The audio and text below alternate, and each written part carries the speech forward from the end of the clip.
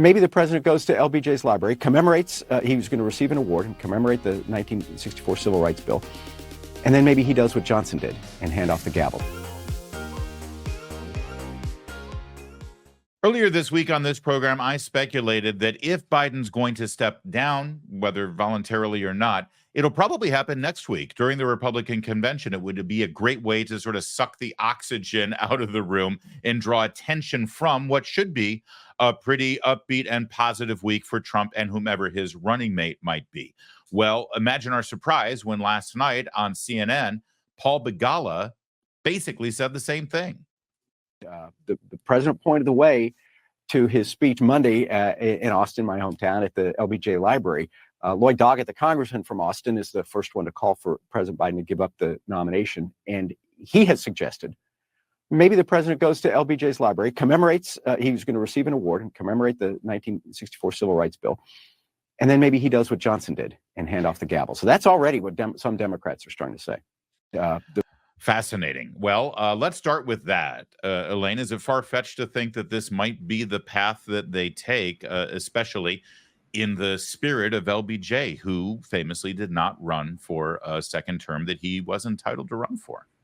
I mean, I've heard the same reports that wanting to steal the thunder of the Republican convention sounds about what the Democrats would do anyway to obviously hurt Trump's campaign. It would steal the news cycle, obviously. And then it's a question of, is he stepping down just from running for president, or is he stepping down from the presidency right now? Yeah. And so there'd be kind of two questions happening. I think that would consume a lot of the air in the room. And it probably would, steal the show from the Republican convention, possibly regardless of who Trump nominates as the VP. Yeah, I think it would definitely go a long way to stealing the show, Alec, because suddenly the story would be all about this and about Kamala Harris, presumably, or whatever speculation there might be, stepping in as the new candidate during the week where President Trump is getting officially nominated. Alec, do you see this happening? If he's going to do it, it'd be a good time to. I don't know if they're smart enough to do that, honestly. And on a more like cynical note, I think that the Democrat or the progressives' goal is just to die in office.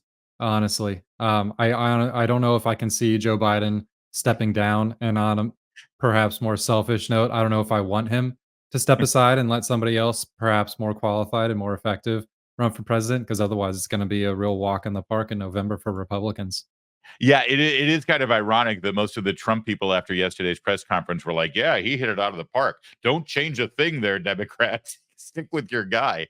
But Gabe, do you think that this could be an effective strategy for them? Because my hunch is, since they're trying to use the LBJ model, is that he'll stay in the presidency, but just not seek re-election. Yeah, it's hard to say. I think it's a pretty speculative thing that lawmaker had said on CNN. But I think one thing to consider is, sure, I think it could steal the news cycle from the convention, but I don't. It's a very complicated maneuver that the Democrats would have to do in any time, in any regard, to change out the sitting president for another candidate. And I don't know if it's an easy thing to do. And in that vein, because it's not an easy thing to do, I don't know if it's going to necessarily promote good press. I think it could be a lot of bad press. The president of the United States steps down, can't run for office. What the hell were the Democrats doing? That could most certainly be the narrative, while there's a narrative that Republicans in Milwaukee are sort of building their own coalition, and Trump nominates a vice president, and they sort of strike a muscular pose. So I think that there's one sense in which it could be a valuable time to do it, to steal the thunder. But in the same sense, the Democrats are in absolute chaos right now, and the Republicans are in a much better position to portray strength. Well, let's speculate on what that thunder might be that could be stolen. The big announcement next week will be Trump's running mate. Let's do a lightning round here and get your impression, panel, on some of the top names that are being bandied about. We'll start with North Dakota Governor Doug Burgum.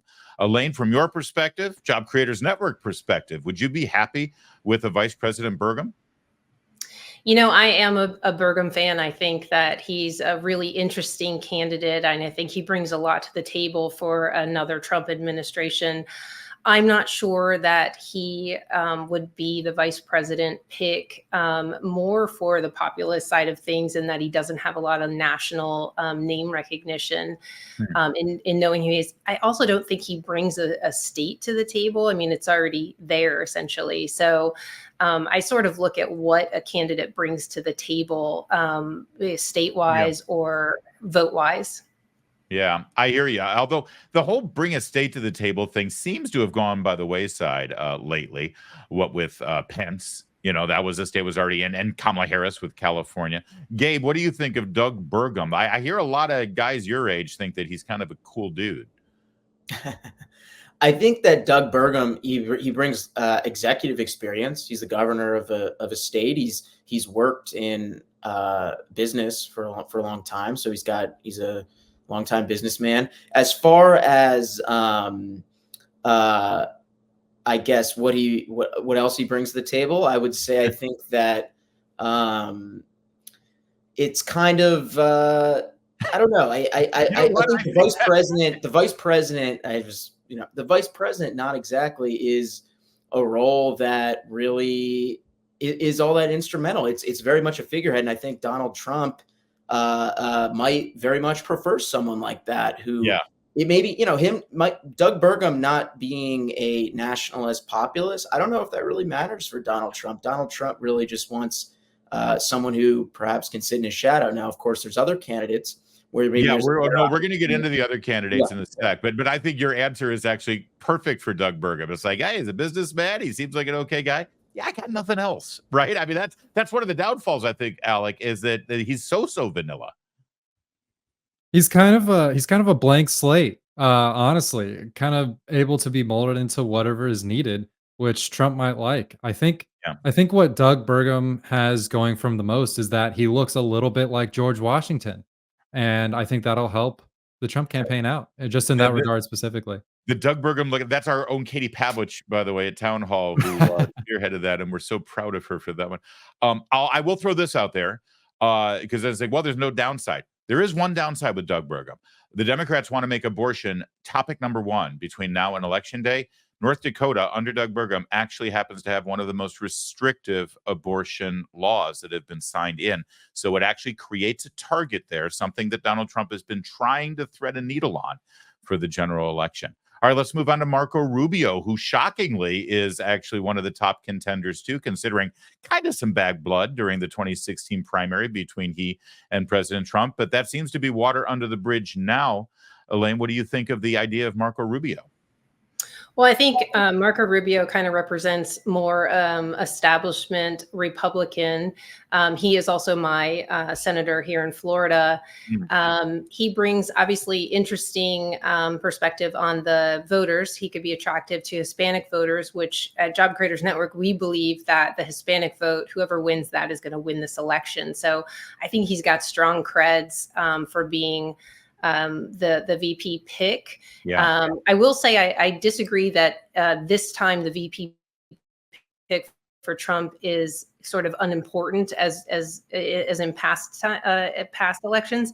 And the difference here is that Trump can only run this time. He can't run again, which means whoever is his VP pick is going to be the person who runs in 4 years to be our next president. So I think they're very important pick for Trump right now.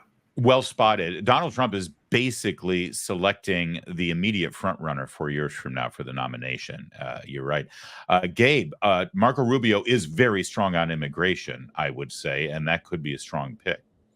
Yeah, I'd agree with that. I think that with Marco Rubio, one major thing to consider is him being the VP pick on a replay, and Dem campaigns are going to be running Marco Rubio and Trump on the stage in 2016, coming at each other pretty hard. That's true. Yeah, that's one thing. But I think Rubio on the immigration, he's been very tough. And on foreign policy, another key issue that I think Trump has an opportunity to come in and have a much more muscular approach on the Middle East. And China is a big issue that Marco Rubio focused on, which obviously Trump has sought to, during his administration, to really take on. Alec, I've also seen polling that shows that Marco Rubio is very attractive to, I don't mean this in a physical way, but he's attractive politically to female voters, suburban female voters, which is a soft spot for Donald Trump's support right now. Do you think that could factor in here? Or what do you think are the other reasons why Marco Rubio is in the short list? Well, Rubio may be attractive physically as well to these voters. I'm just not in a position to really declare that one way or another. But like Gabe and Elaine said, he's strong in immigration. He's strong on defense. He meets a lot of the criteria that the Trump campaign published in their one-page document of this is our actual Project 2025. This is what we're going to focus on once we get elected. I think Rubio's strong on a lot of those issues, and so he would be a real team player when it comes to the administration. And I think Elaine is also right that Trump is looking for a successor. Is that Marco Rubio? Time will tell. Well, if you're looking for a Trump successor, then J.D. Vance seems to be the most MAGA of all of the shortlist options. Elaine, what do you think of the junior senator from Ohio, just 2 years in the position, making his way into the vice president's office? I'm going to be pretty bold here and say I don't think it's him at all. Because he attracts the same voters that Trump's already attracting. The gaping hole here for Trump on voters is really what a more establishment politician like a Marco Rubio could attract. And remember, in every primary primary election across the country, there was always that anywhere from 10 to 20% of voters who either were anti-Trump voters and voting for Nikki Haley, or they were Nikki Haley supporters.